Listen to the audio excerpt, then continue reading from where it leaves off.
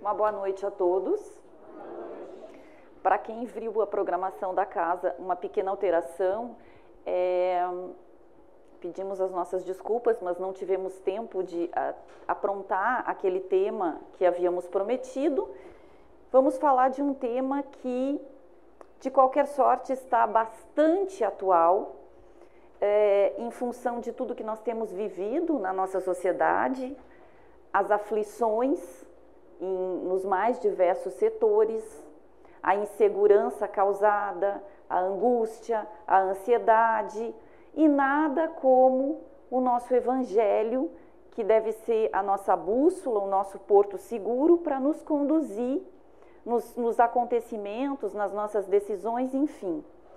Esse trabalho, ele está baseado num trabalho feito por Haroldo Dutra Dias, que teve a ocasião de desenvolver essa tarefa, e ele vai falar justamente do tema, né, lato sensu, causa das aflições.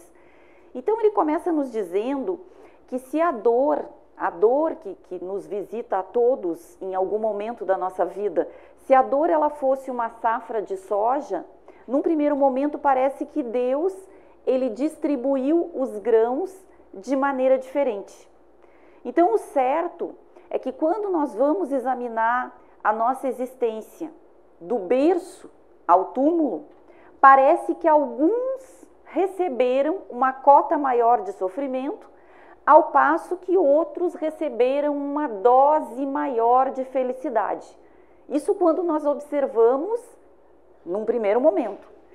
Então, um outro ponto que nos chama a atenção, diz ele, é que algumas pessoas recém-nascidas, né, que chegam ao mundo, enfrentam um caminho árduo e doloroso, e mal chegam e já se deparam com a dor, já se deparam com o sofrimento extremo, tendo que passar por cirurgias, muitas vezes com doenças graves como um câncer e às vezes até o desencarne. E outras enfrentam doenças graves, perdas afetivas, os desencarnes dos entes queridos, os reveses financeiros. Então, seja o que for, o que tudo indica é que todos nós, em algum momento da nossa vida, nós vamos ter que encarar face a face a dor.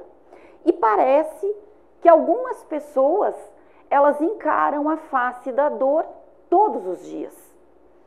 Então a pergunta é, por quê? Se Deus existe, Ele vê a dor, Ele acompanha a dor, e se Ele acompanha, por que Ele permite? Certamente nós já nos fizemos essas perguntas quando enfrentamos aquelas situações bastante adversas. E há um caso ainda mais curioso, diz Haroldo, mais intrigante por trás de tudo isso, porque parece que algumas criaturas, apesar do seu mau caráter, apesar de praticarem o mal, apesar da sua violência, da sua maldade, prosperam, têm sorte e se dão muito bem.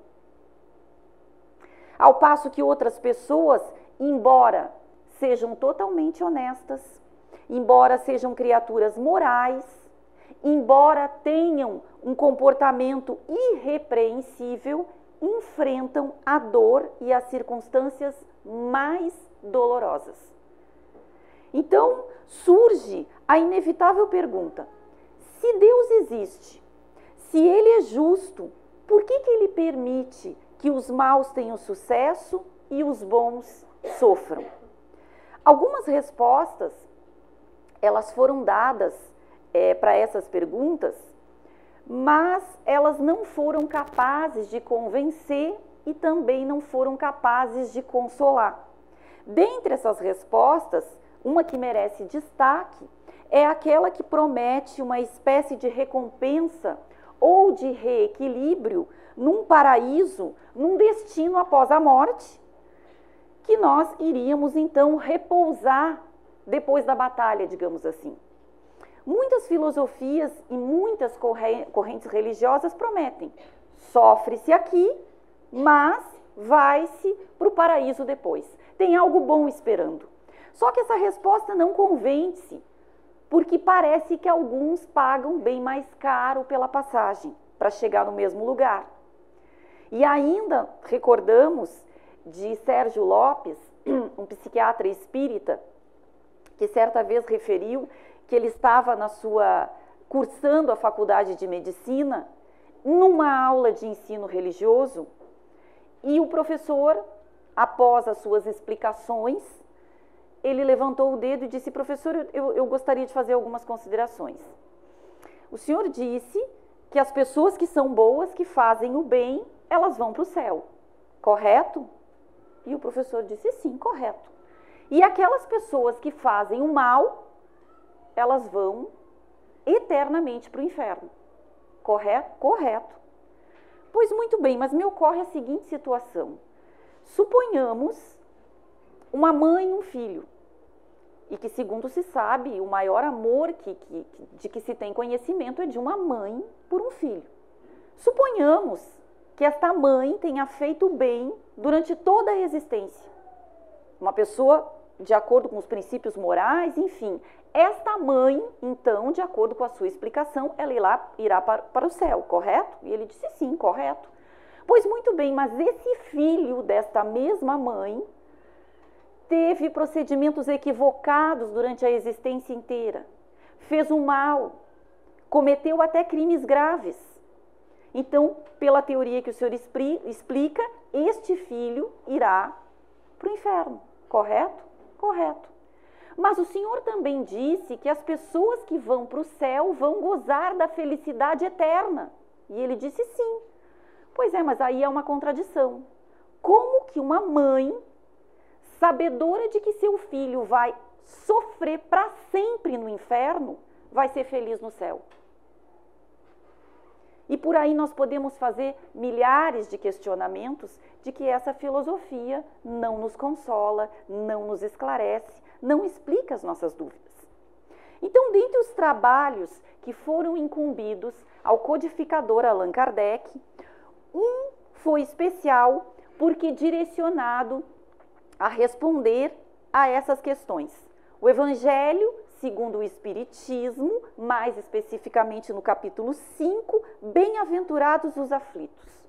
Então, neste capítulo, o codificador Allan Kardec, ele tocou nesse grande tema, o tema da dor, o tema do sofrimento, o tema da distribuição desigual do sofrimento entre as pessoas, o tema da prosperidade dos maus e da provação dos justos. E ele vai escrever mais especificamente ainda no item 4 sobre as causas atuais das aflições e no item 6 nas causas anteriores das aflições. Então, como diz Haroldo Dutra Dias, nós temos dois grandes celeiros para fazer a colheita das nossas plantações. Porque na nossa vida, todos os dias, desde a hora que nós acordamos até a hora que nós vamos dormir, nós estamos plantando. Através dos nossos pensamentos, através das nossas atitudes, nós estamos plantando. E vamos colher a plantação. Então, algumas dores para nós vividas, elas têm sua fonte nessa vida mesmo aqui. Outras só podem ter suas causas em existências pregressas, por nós não encontrarmos a resposta nessa aqui. Então, dessa forma, o codificador, amparado pelo ensino dos espíritos superiores acerca das múltiplas existências, trazia o tema reencarnação, porque é inevitável trazer a reencarnação à baila se nós quisermos entender a dor neste mundo. Não há filosofia que possa explicar as diferenças que existem entre nós, de intelecto, de situação financeira, de todas as diferenças que possamos imaginar, desde a aparência física. Não há como explicar se nós não admitirmos a reencarnação.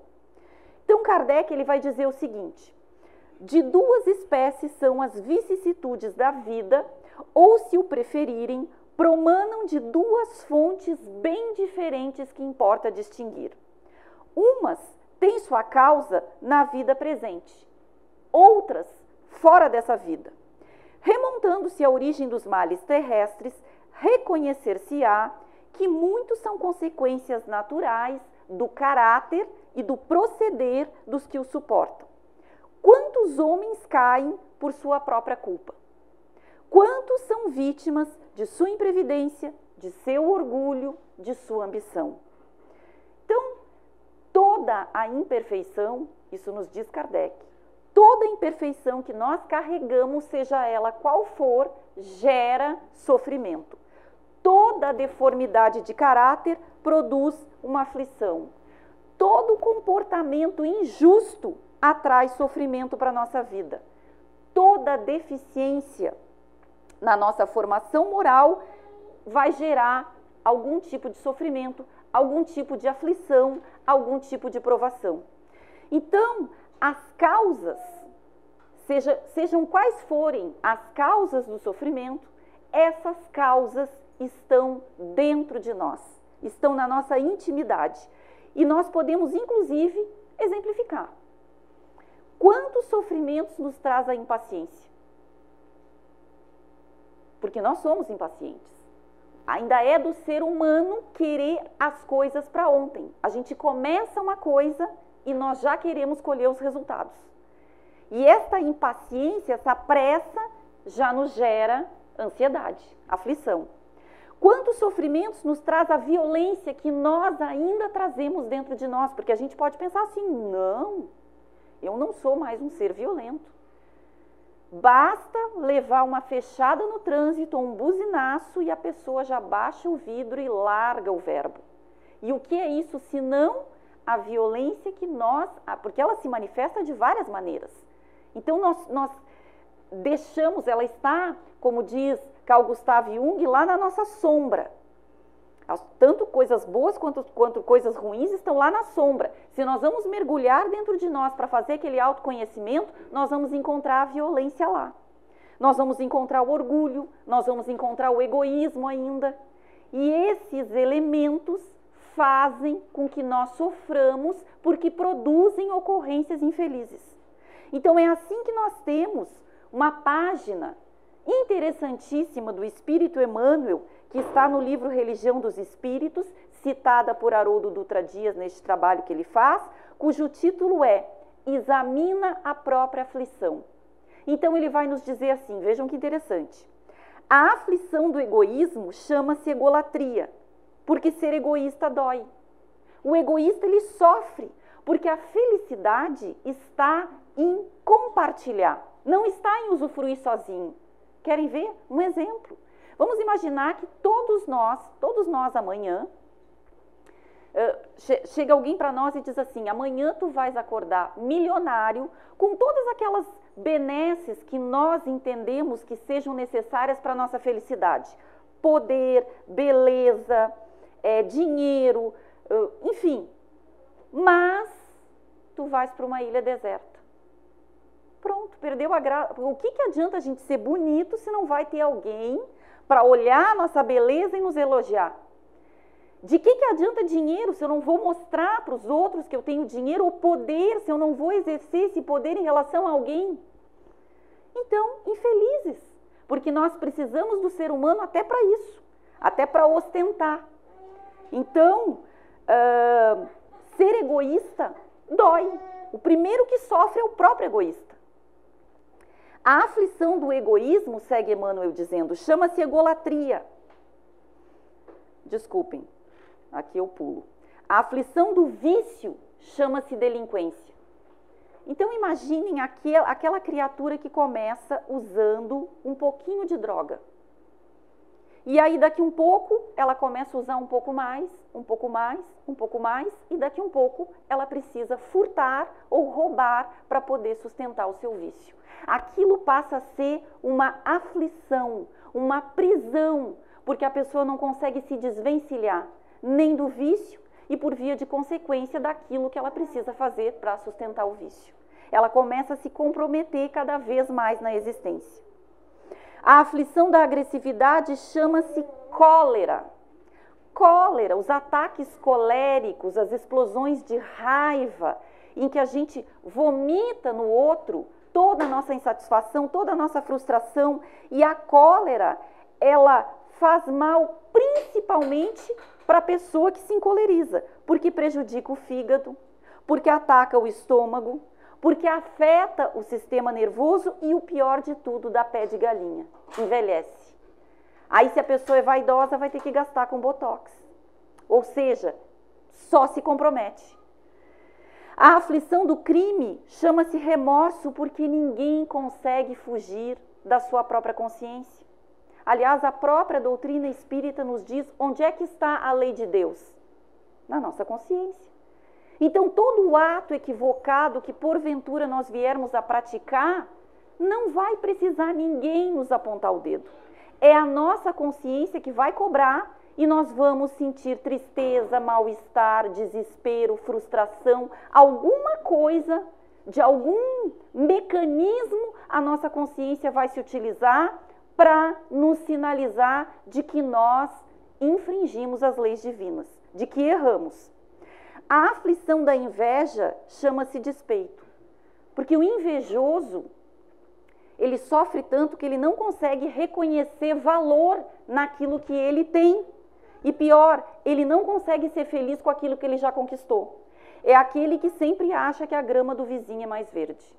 Ele tem as suas conquistas, mas ele acha que o vizinho conquista mais, que o vizinho está numa posição melhor, porque não parou ainda para raciocinar que cada um de nós está na posição que precisa para evoluir, que tem a sua vida sob medida. Então não adianta eu querer ter o glamour da Angelina Jolie, porque eu tenho o meu caminho a trilhar para saldar os meus débitos como espírito imortal que sou. A aflição da indisciplina chama-se desordem. Então existem pessoas que são tão desorganizadas, tão indisciplinadas, que não conseguem sequer chegar pontualmente para um compromisso. São totalmente desorganizadas. Chico, ele teve a ocasião de dizer que a disciplina não é uma grade, não é uma prisão. A disciplina é a chave da porta. E a gente pode entrar e sair a hora que nós quisermos. Então vale a pena ser disciplinado. E segue Emmanuel, a aflição da indiferença chama-se desânimo. Aquela criatura que não se importa com nada, que não quer saber de nada, que não se importa com o que acontece com as pessoas, que, enfim. Aí daqui um pouco ela é visitada por um tédio imenso, por um tédio insuportável e acaba ficando doente, acaba ficando depressiva, porque nós precisamos nos importar com as coisas. Nós precisamos ter algo do qual gostar ou fazer algo do qual a gente goste. Nós estamos aqui para isso, para nos importar, para nos, como é que se diz, nos interagirmos nas situações e com as pessoas, e não nos mantermos num mar de indiferença. Porque, do contrário, a vida perde o sentido. A aflição da inutilidade chama-se queixa. E aqui Emmanuel vai dizer que aquelas pessoas que estão sempre reclamando, ele diz que quem mais reclama é quem menos faz. Porque uma pessoa que faz muito, ela nem tem tempo para reclamar, para se queixar. Então ele diz, prestem atenção, aqueles que não fazem, reclamam e se queixam. A aflição dos ciúmes chama-se desespero, e é verdade. Quantas criaturas chegam a se suicidar por causa do ciúme? Os crimes passionais, as mortes, as lesões, as agressões, por conta de um sentimento que a pessoa não consegue controlar. A aflição da impaciência e a intemperança, porque o impaciente perde a medida, exagera em tudo, por aquela falta de tranquilidade de esperar o momento oportuno de as coisas acontecerem. Porque às vezes a gente não se dá conta que o tempo de Deus é um, o nosso tempo é outro.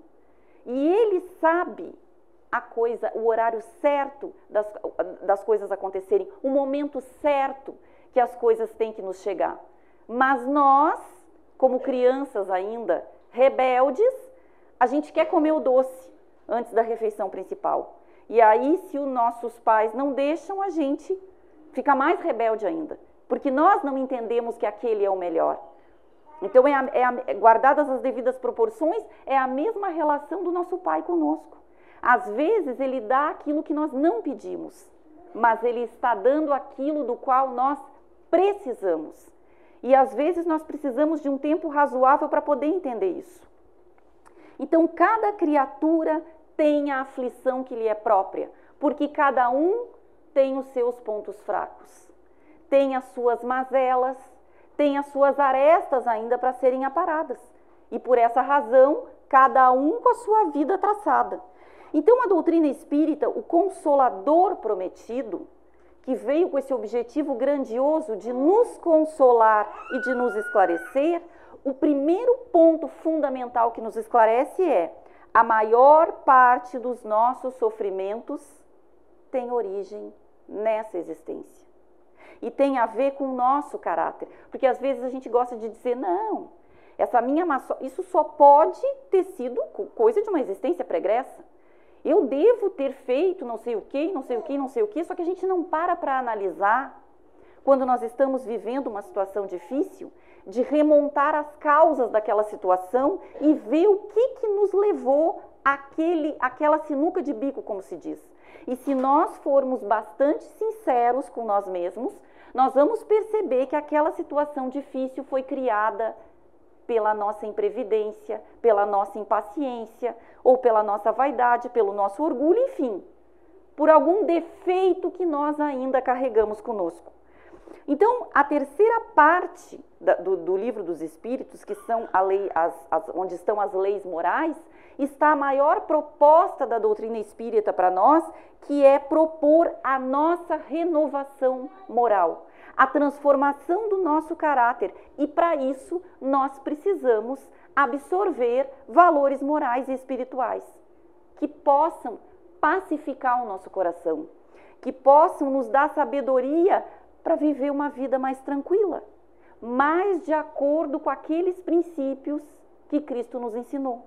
Porque às vezes parece que aqueles ensinamentos estão tão distantes e é tão difícil de praticar aquilo na nossa vida, mas nós precisamos começar em pequenas atitudes, em pequenas doses homeopáticas, e de tanto que nós vamos repetir que aquilo vai se incorporar aos nossos hábitos, mas nós precisamos iniciar. Então, quando nós enfrentamos uma provação, quando nós enfrentamos um sofrimento, nós devemos nos perguntar: o meu caráter, a minha condição moral contribuiu em quantos por cento para eu estar passando por essa situação? E nós já vamos eliminar aquela observação de que isso só pode ter acontecido, só pode ser consequência da existência passada. Então, por isso Kardec, ele chegou a escrever na obra O Céu e o Inferno, num item chamado Código Penal da Vida Futura, que para cada imperfeição moral que nós temos, há um sofrimento. Então, se nós quisermos ser felizes, nós precisamos eliminar as imperfeições. Isso é uma coisa bastante lógica. E aí Haroldo, ele dá um exemplo, ele diz: a pessoa, por exemplo, que é desatenta e indisciplinada, isso é uma imperfeição.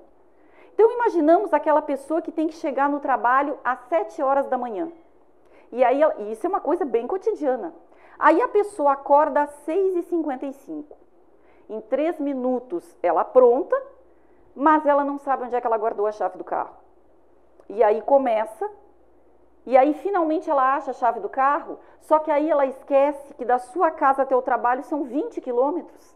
E aí ela reclama que não dá para viver nesse mundo, porque o trânsito é cruel, enfim. Então, se é essa pessoa, o que vai acontecer com ela? Ela já vai começar o dia amarga, porque ela já vai começar o dia com grandes possibilidades de já ter problema na saída de casa, no trânsito. Então, isso é uma coisa bem cotidiana que nós fazemos. E aí chega no final do dia arrasada, com uma energia negativa, e nós sabemos que nós somos energia, e aí nós vamos captando uma série de outras coisas e aquilo acaba virando uma bola de neve, se nós não interrompemos. Então, se essa pessoa tem os ensinos do Evangelho no seu coração, e aí não é no coração da esposa, não é no coração do chefe, é no seu coração, o que ela vai fazer? Ela vai colocar a chave do carro sempre no mesmo lugar, ela vai colocar o despertador para despertar pelo menos 1h30 antes, para que ela possa acordar, tomar seu banho, se vestir, tomar seu café, fazer a sua prece. Esses dias eu escutava uma exposição de uma pessoa budista e ela diz: nós nos preocupamos muito em sair por aí e nos preocupamos com a roupa que nós vamos mostrar para as pessoas, o calçado que nós estamos vestindo, a gente não, né, o cabelo, mas a gente não se preocupa qual é a mente que nós vamos oferecer para as pessoas. Como é que está a nossa mente?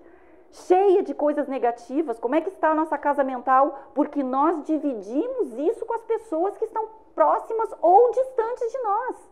Já que nós nos comunicamos via pensamento, nós precisamos nos dar conta de que não é só nós que precisamos sair de casa de uma maneira alinhada, a nossa casa mental também. E como é que a gente pode alinhar isso?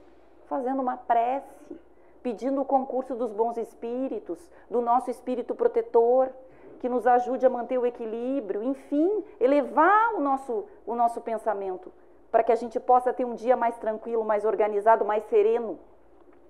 E uma outra área da nossa vida, que é bastante complicada, sabemos todos nós, é a área dos relacionamentos. É a área de nos relacionarmos com as pessoas da nossa família, do nosso trabalho, e nós precisamos conviver. É da lei que nós precisamos conviver. Então, tem uma brincadeira feita pelos jesuítas, bastante interessante, que é feita justamente ao final de cada ano. Então, eles dividem aquela comunidade em que eles trabalham em grupos de 5 ou 10 pessoas e aplicam um amigo oculto diferenciado. E vejam que interessante, eles pegam então essas pessoas, cada uma delas, se são 5 pessoas, vai fazer 4 listas. Então, cada uma faz 4 listas e vai receber 4 listas.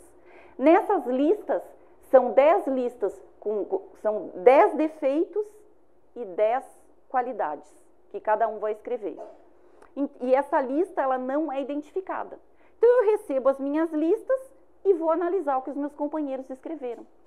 E, às vezes, é curioso, porque olha ali e não, mas eu não tenho esse defeito.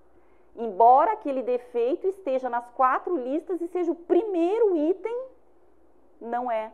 Porque a gente tem dificuldade de reconhecer os nossos defeitos.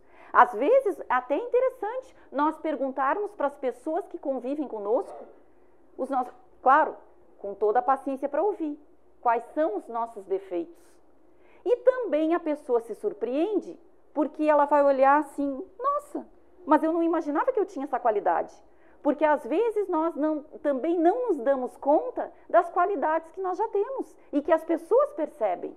Então nós temos as duas coisas. Nós temos que intensificar as qualidades e tentar eliminar os vícios, os defeitos, os problemas, por uma questão de saúde mental, por uma questão de felicidade.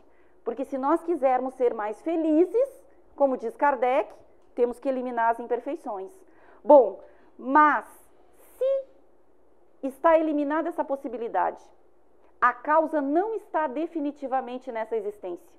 Porque nós sabemos que existem aqueles acontecimentos que, ao menos na aparência, nos atingem como que uma fatalidade.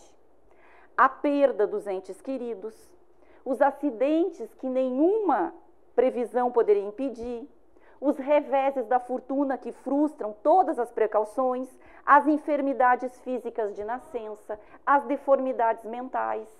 Então, evidentemente que isso aqui, não estando a causa nesta, está numa existência pregressa. E aí vai dizer Kardec, por virtude do axioma, todo efeito tem uma causa. Tais misérias são efeitos que hão de ter uma causa. E desde que os efeitos precedendo a causa, se esta não se encontra na existência atual, há de ser anterior a essa vida, isto é, há de estar numa existência precedente. E é aqui que o Espiritismo apresenta a mais alta dose de consolo ao espírito humano. Porque nós não somos o resultado de uma só vida. Uma vida é insuficiente para explicar uma série de coisas. Uma vida é pouco tempo para explicar por que a gente gosta tanto de uma pessoa quando coloca o olho nela. Ou o contrário. Por que detesta tanto se nunca nem sequer trocou 2 palavras? Uma vida é pouco tempo para nós termos uma habilidade que seriam necessárias milhares de existências para conseguir. E eu sempre dou o exemplo, por mais que estudasse física 24 horas por dia, desde os 2 anos de idade, jamais seria um Einstein. Então nós sabemos que existem habilidades que não se adquirem numa etapa só, precisa de mais. É a lógica a nos dizer isso. Então a nossa vida, ela é como uma novela, cada existência é um capítulo. Ou é como um seriado, cada existência é um episódio, e tudo isso é solidário entre si. Esses capítulos, esses episódios, eles são solidários entre si. Então pode ser que hoje, nós estejamos enfrentando uma situação de dor muito difícil, para a qual nós fomos preparados há 2000 anos. Mas só hoje nós temos condições de enfrentar essa dor. Porque tudo tem o seu tempo, tudo tem a sua hora. Então, cada um de nós, espíritos imortais, somos herdeiros de centenas de existências, com experiências boas e ruins, com imperfeições, com virtudes, e que nascemos com um único propósito: aprender e evoluir. Não estamos aqui a passeio. Então, nenhum de nós nasce sem um planejamento. Cada um de nós aqui fez o seu planejamento. E este planejamento é para um resultado: é sair daqui melhor. É retornar à verdadeira pátria, que é a pátria espiritual, melhor do que quando aqui chegou. Nem que seja com uma virtude desabrochada que não tinha quando chegou aqui. Mas esse é o objetivo. E isso implica eliminar imperfeições e vícios. E algumas dessas dificuldades que nós passamos e que nos fazem dobrar os joelhos, muitas vezes foram pedidas por nós, foram imploradas por nós. Porque quando nós não temos a limitação da matéria e que nós sabemos a felicidade que nos aguarda depois de nós pagarmos as nossas dívidas, a gente pede. E às vezes a equipe encarregada de nos auxiliar ali no nosso planejamento diz: não, isso aqui tudo não, porque conhecem as nossas potencialidades, as nossas forças, e por isso que nós sabemos que a carga que nós carregamos aqui, ela não é mais pesada do que os nossos ombros podem suportar, porque foi tudo milimetricamente planejado de acordo com as nossas habilidades, ferramentas e, sobretudo, a força para conseguir segurar. Então, para enfrentar as aflições provenientes das outras existências, o espiritismo, ele precisa entrar no nosso coração, porque se ele entrou apenas na nossa cabeça, nós não ficamos de pé. Nós precisamos do espiritismo no sentimento, sentir o ensinamento que ele nos traz, para que a gente possa enfrentar, seja qual for a dificuldade, e nos mantermos de pé, confiando em Deus. Porque no momento do sofrimento extremo, não adianta palavra, não adianta explicação, não adianta discurso, não adianta teoria. É preciso alimento para a alma. Conta-se que Chico, a gente sabia, ele atendia mães que perdiam os filhos madrugada dentro. E uma vez já era altas horas da madrugada e uma última senhora se apresentou a Chico e disse para ele: Chico, eu perdi meu filho. E começou a soluçar convulsivamente. E aí a gente pode pensar, bom, Chico fez uma exposição doutrinária, isso pode ter sido a causa anterior. Não. Chico simplesmente abraçou aquela mulher e chorou junto com ela. Ficaram uns 15 minutos abraçados. E depois daquele tempo ela disse: eu nunca me senti tão consolada, tão atendida. Porque isso é o amor que passa através da energia. Isso é o ensino no coração, desabrochando para as atitudes. Esse conhecimento todo no cérebro, ele ajuda, ele é o primeiro passo, mas não nos mantém de pé quando a gente precisa dar os nossos testemunhos. Então, é preciso que se entenda que a dor, quando ela chega, é o supremo teste da fé. É a hora que nós vamos, de fato, nos entregar ao nosso Pai e confiar nele, entendendo que há um propósito por trás de todo o acontecimento. Os sofrimentos, eles são como uma tempestade. Eles não vão durar para sempre. Algo vai acontecer, algo que não é possível muitas vezes prever no momento que a gente está no olho do furacão, mas que vai acontecer. Então é preciso ter fé. E fé não é acreditar. Fé é se entregar a Deus e deixar que os acontecimentos tenham o seu curso. Então, para eliminar 70% das nossas aflições geradas por nós na existência em curso, é preciso evangelizar o nosso coração. É preciso seguir as orientações do nosso mestre, que veio há 2000 anos e que hoje a gente ainda não faz, e ainda não sente no coração aquilo que ele nos ensinou. E para as aflições pregressas, é preciso abrandar o nosso coração, sem revolta, sem desespero. Entender que nós estamos plantando dias melhores, que nós estamos como que pagando uma dívida. E se nós formos observar, todo o acontecimento que nos chega depende de como é que ele vai ser digerido por nós. Então, para encerrar, esses dias pela manhã, eu estava escutando uma rádio que eu costumo escutar, e alguém contou uma história que eu achei bem interessante e que vem a calhar com nessa questão de como é que nós recebemos o sofrimento na nossa vida e o que nós fazemos com essas situações difíceis. Então diz que um menino procurou um sábio justamente para saber como é que se deve lidar com a dor. E aí esse sábio, para demonstrar isso a esse rapaz, pegou 3 panelas e colocou a cozinhar na primeira panela cenouras, na segunda colocou ovos e na terceira colocou folhas de chá. E aí, depois de um tempo, pediu que esse rapaz observasse o que aconteceu com cada um desses elementos. Então a cenoura dura, ela acabou ficando frágil e quase se desmanchou. O ovo, apesar de ainda estar com a casquinha mais dura, mole por dentro. E as folhas de chá acabaram largando na água um gosto maravilhoso e um aroma muito interessante. Então ele disse para o rapaz, estes 3 elementos foram submetidos à mesma situação, água fervente. Só que cada um se comportou de uma maneira diferente. E assim somos nós com os sofrimentos que a vida nos apresenta. Como é que nós vamos receber? Com revolta? Com tristeza?